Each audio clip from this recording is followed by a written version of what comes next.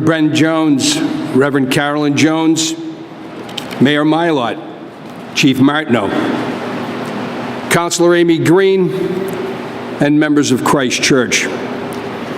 Thank you for inviting me to speak at today's service of remembrance and honor. A heartfelt thank you to Christ Church for arranging this memorial dedication. As our country marks the 15th anniversary of September 11th, may our nation's moment of peaceful reflection bring comfort to the families who lost a loved one on that fateful day. In all our lives, we have lived through hardship. We know we must carry on the best we can, and in time, we will heal.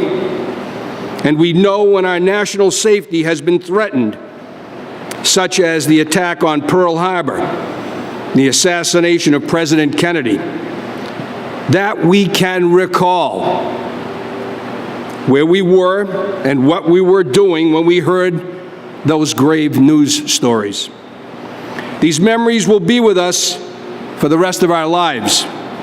We know the core of our being was shaken. Such was September 11th, 2001, when we witnessed the deadliest attacks in our nation's history. When 19 terrorists using 4 jetliners as guided missiles killed 2,977 people. That day, more American lives were lost than on any other day in United States history. Prior to 9/11, we took much for granted. Most of us never heard of this terrorist group, Al-Qaeda, that shrouded this country and the world in fear. I know I questioned my faith in God and humanity that terrible day. Although 15 years have passed, the aftermath deeply matters because it touched almost every aspect of our lives. The memory of that tragic day reminds us just how vulnerable we are and how we are forever changed.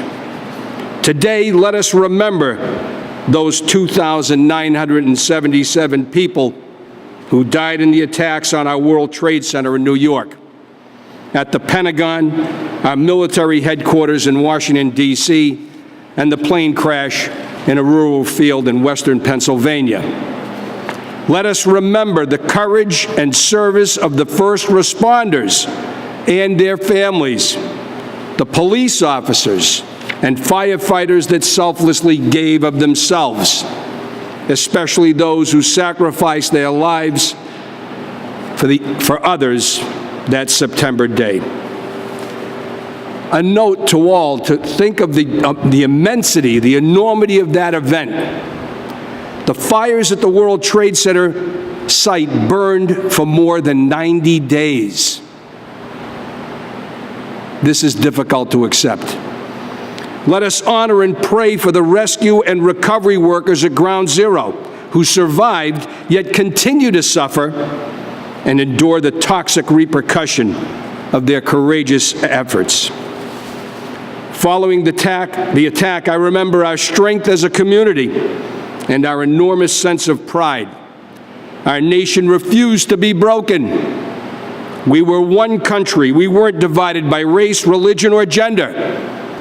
The days and years that followed are a true reflection of American resiliency and strength.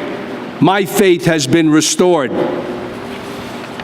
However, what is truly sad is that 9/11 resulted in America's unending war on terror.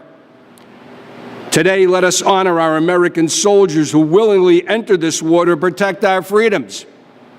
Let us remember to pray for their families who sacrificed so much. May we always remember to thank and honor our military and our public safety personnel that continue to protect us every day. Right here in our own community, we are served by an organization called the On-Site Academy that provides and continues to provide first responders with emotional support and services in dealing with the trauma they face every day. Many of those who were directly involved at the World Trade Center have been treated by this facility, and we thank the efforts of our legislative delegation that have helped to fund this agency. May we always bless America, and may we never, never forget our true spirit of patriotism and compassion. Memorials like this provide relief from the pain of that loss. Thank you, and God bless us all.